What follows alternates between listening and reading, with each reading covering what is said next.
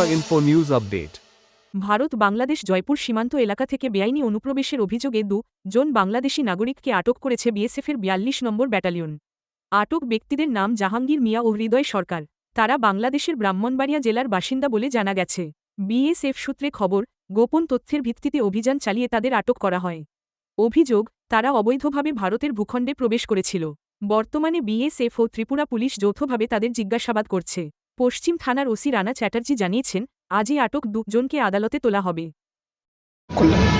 গতকাল রাত্রিবেলা routine patrolling এর সময় আমাদের এখানে যে 42 ব্যাটালিয়ন বিএসএফ আছে ওনাদের স্টাফরা স্পেসিফিক ইন্টেলিজেন্সের উপর ভিত্তি করে দুজন বাংলাদেশিকে আটক করে এবং আমরা আমাদের পুলিশ পার্সোনাল পুলিশ স্টেশনে হ্যান্ড ওভার করে। তাদের নাম হচ্ছে জাহাঙ্গীর মিয়া, ওর বাড়ি হচ্ছে সুলতানপুর ব্রাহ্মণবাড়িয়া বাংলাদেশ। আরেকজনের নাম হচ্ছে শ্রী হৃদয় সরকার, ওর বাড়ি নাসিরনগর ব্রাহ্মণবাড়িয়া বাংলাদেশ। তাদেরকে আমরা যৌথ ভাবে ইন্টারোগেশন করে বিএসএফ এবং পুলিশ আজকে তাদেরকে আমরা আদালতে প্রডিউস করছি পুলিশ রিমান্ডের জন্য।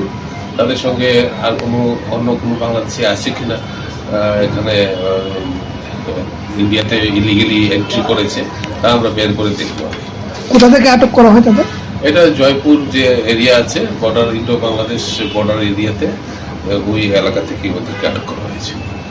Subscribe to Tripura Info and press the bell icon so that you never miss any latest updates and news on Tripura.